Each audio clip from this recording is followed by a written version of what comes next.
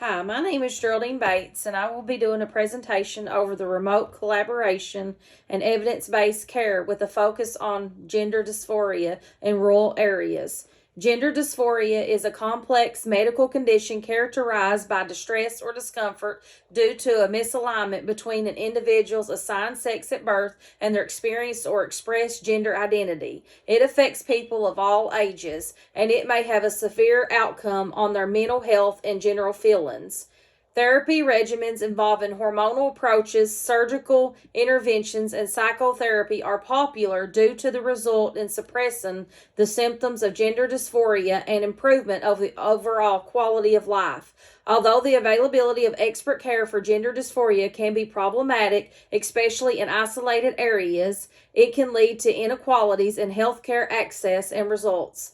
The consequence of challenging sites of care delivery in the era of gender dysphoria is out of the box solutions in the form of virtual interactions between healthcare professionals, thus breaking the barrier of geographical position between the total number of care providers and patients. This paper will propose an evidence based care plan that aims to enhance the safety and prognosis of a 25-year-old transgender male living in a remote place where access to primary healthcare services is limited.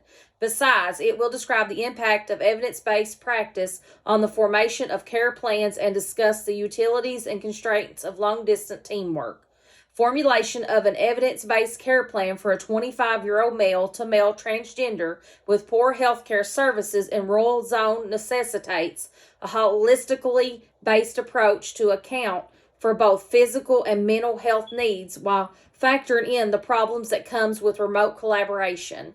The aspiring plan is going to be an upgradation on how the patient operate by integrating the basic principles of evidence-based practice and use in interdisciplinary collaboration. According to Cooper et al. 2020, first off, the history of present illness should be questioned to exclude symptoms which are similar but not list gender dysphoria as the diagnosis. Such evaluation will mainly involve a team that combines psychiatric, endocrinologists, nurses, and surgeons who are working together and conducting remote psychiatric interviews and physical exams. According to Cooper et al. 2020, furthermore, additional lab tests are performed like hormone levels, CT, X-ray scans, magnetic resonance imaging, for the correct diagnosis to be reached. Applying the plan's monitoring results, the treatment strategy has to be gender dysphoria specific.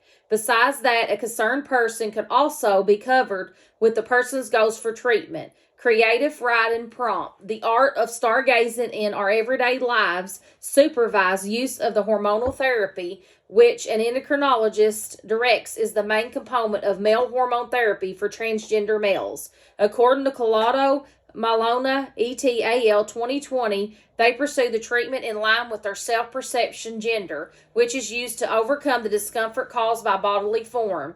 This is a great way to help control the patient's discomfort and thus promote the quality of life. A crucial part of the treatment will be constant monitoring of hormonal levels and the possible side effects this may provoke to ensure the safety of the method. Combined with hormone therapy, the psychotherapy is of particular importance for them to deal with psychological distress because of gender dysphoria and to live up socially the norms which are associated with the treatment. As opposed, cognitive behavior therapies and the other evidence-based methods have a potential impact to customers and even having the skills on how to cope with discrimination and stigmatization. According to Boucher and China 2020, online therapy with credible mental health professionals will allow the patients to admit to care while away from the home environment and create a support network to ensure the continuous support of the patients.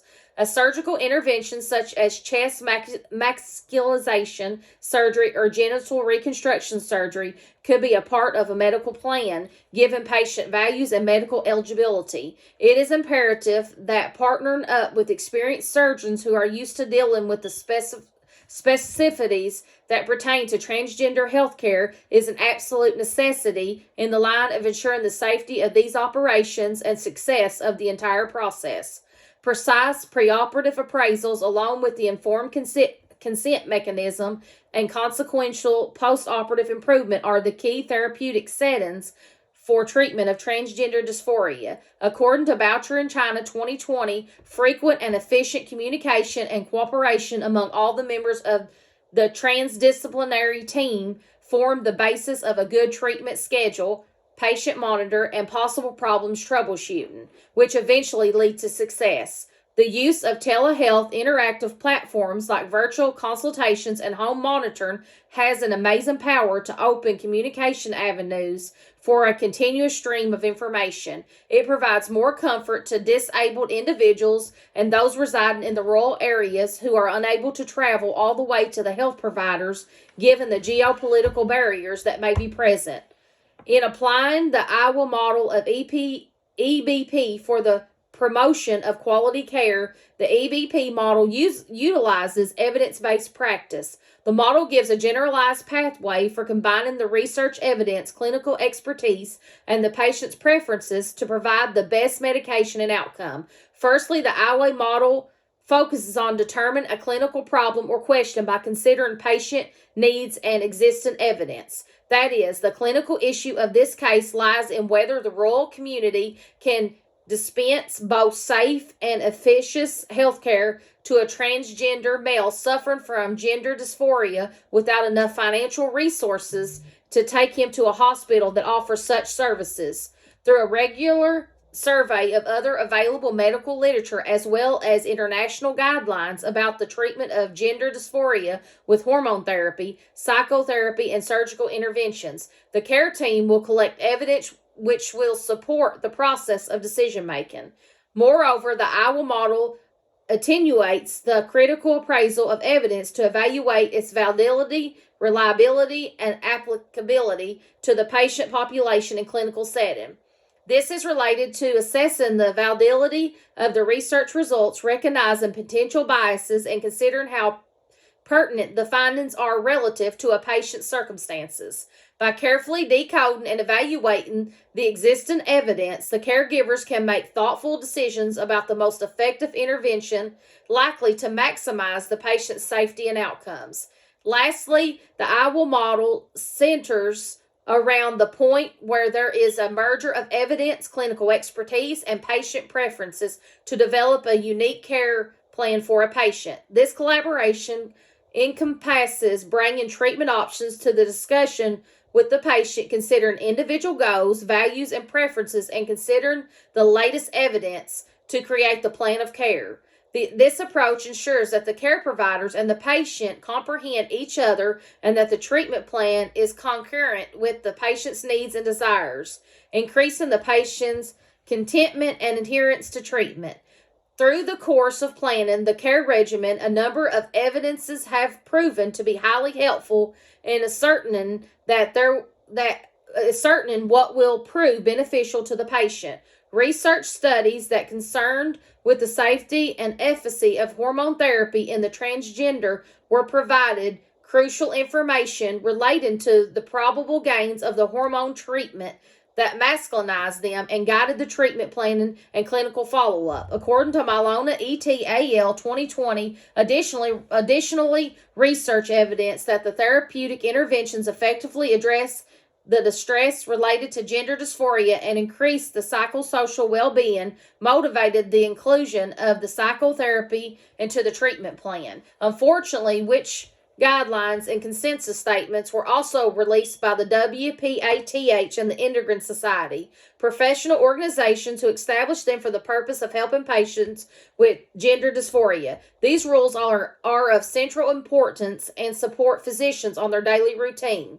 This set of guidelines showed a path for making treatment plans coherent and scrutinous with the already existing standards of care by using both evidence-based medicine approaches and the existing principles in transgender healthcare. Additionally to this whole team of internal specialists such as psychiatrists, endocrinologists, nurses, and surgeons are also crucial participants of implementation and application of specific clinical manifestations and patient preferences. According to Cooper et al. 2020, the use of many people's expertise and different point of views widen the care plan, but still, according according to the principles of evidence-based care.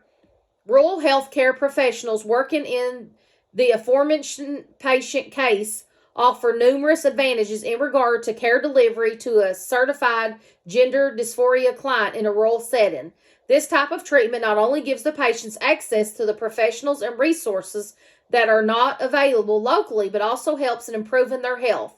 According to Boucher and China 2020, thus, scope of treatment methods is expanded. Thus, the quality of those treatment methods becomes much better. In the practice flow, the web-based partnership made possible contacting mental health specialists, endocrinologists, and surgeons who have a long time experience in transgender care may give the best treatment. Additionally, remote working encourages interdisciplinary communication and coordination that support the scrutinized application of professional services in different healthcare domains. Using teleconferencing, electronic health record systems, and virtual consultations, the members of a professional healthcare team can exchange information, share updates among themselves, and coordinate care plans efficiently and without interruptions so they can concentrate on the patients that are responsible for.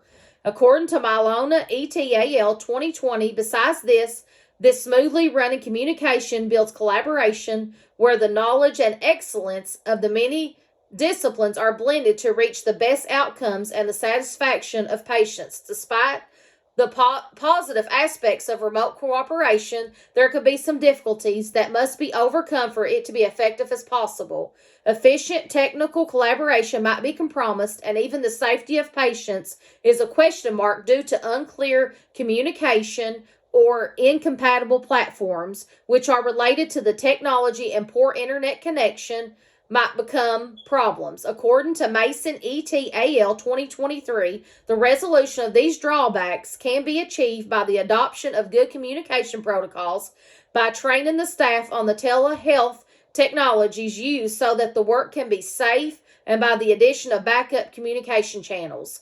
Another important component in the delivery of remote counseling is privacy and confidentiality. In particular, this is the case in cases when sensitive topics like personal gender identity are being discussed. In this regard, healthcare professionals need to ascon to privacy regulations, policy rules, and data encryption standards to ensure patient information security during teleconsultation and electronic messages. According to Cooper ETAL 2020, adopting secure telehealth platforms with built-in encryption and authentication functions will be very effective in the exposure of privacy risks and ensuring legal and ethical setbacks. In conclusion, a thoughtful care plan that largely impacts the transgender male who is 25 years old and has limited access to health care services in rural areas will require a multi-level evidence-based approach that takes into account the patient's mental and physical well-being, considering the issue of remote collaboration, integration of interdisciplinary competencies, as well as evidence-based therapies, becomes a significant basis for devising the proposed care plan to achieve increased levels of patient care and safety, as well as reinforcing patient and family-centered approach.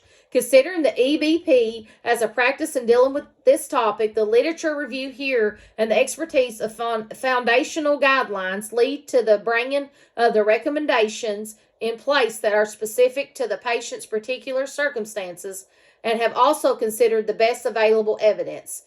There are diverse upsides to remote collaboration, such as access to various experts, multidisciplinary communication, and better care coordination. Thank you.